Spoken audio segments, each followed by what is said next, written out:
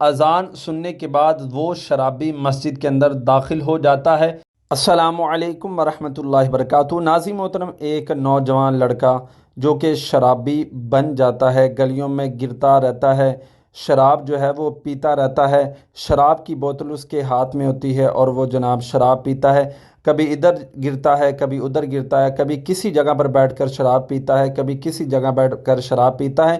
اس کی قسمت جو ہے وہ کس طرح جاگتی ہے۔ ناظرین محترم، آپ کو بتاؤں کہ وہ شرابی جو گلیوں میں گرتا رہتا ہے، ایک مرتبہ یوں ہوتا ہے کہ مسجد کے سامنے سے گزرتا ہے، اس کی نظر مسجد کی طرف پڑتی ہے، مسجد کے اندر اذان ہو رہی ہوتی ہے اور وہ جناب اذان سنتا ہے۔ ناظرین محترم، اذان سننے کے بعد وہ شرابی مسجد کے اندر داخل ہو جاتا ہے، پھر وضو خانے کی طرف جاتا ہے اور وضو کرتا ہے، اور وہاں پر ایک بندہ بیٹھا ہوتا ہے، وضو کر رہا ہوتا ہے۔ جب وہ شرابی اس کے پاس بیٹھتا ہے تو وہ حیران ہو کر دیکھتا ہے کہ یہ شرابی، وہ پوچھتا ہے کہ بھائی تو شرابی، تو یہاں پر کیا کرنے آ گیا ہے؟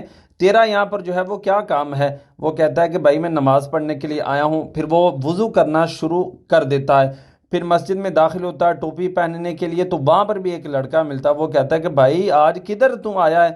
تیرا یہاں پر کیا کام ہے؟ وہ کہتا ہے کہ بھائی میں نماز پڑھنے کے لیے آیا ہوں یہاں پر، ٹھیک ہے۔ دوسرا بندہ آتا ہے کہ بھائی نہیں نہیں، تیرا کام نہیں مسجد میں داخل ہونا، تو جا۔ لیکن وہ زبردستی اندر چلا جاتا ہے اور مسجد میں اپنی نماز شروع کر دیتا ہے۔ اتنی ہی دیر میں دوسرے دوست جو ہے وہ آتے ہیں اور قاری صاحب کے پاس وہ بیٹھ جاتے ہیں۔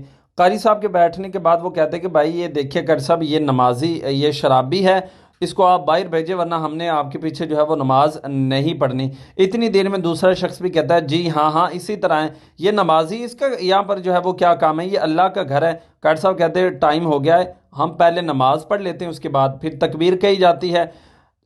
تکبیر پڑھنے کے بعد تمام حضرات جو ہیں وہ نماز کے لیے کھڑے ہو جاتے ہیں۔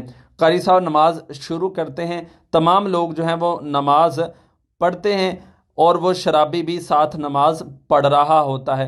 قاری صاحب اپنی نماز پڑھاتے ہیں، رکوع کرتے ہیں، پھر اس کے بعد جو ہے وہ سجدہ کرتے ہیں، اور سجدے میں وہ شرابی جو ہے وہ سجدے کی حالت میں رہتا ہے۔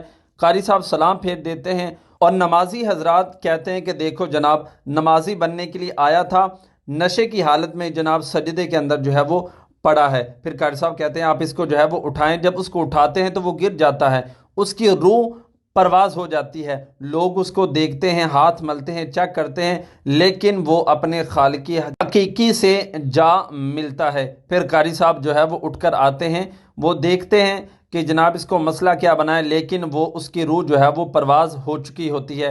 پھر قاری صاحب ان کو کہتے ہیں کہ دیکھیں کتنا اللہ کا نیک بندہ تھا، پتہ نہیں اس کی کون سی ادا جو ہے وہ قبول ہوئی اور رب نے سجدے کی حالت میں ہی اس کو پاس بلا لیا۔ اب قیامت کے دن بھی یہ سجدے کی حالت میں جو ہے وہ اٹھایا جائے گا۔ تو اس لیے کسی کو برا نہیں جانتے اور مسجد سے نہیں روکتے۔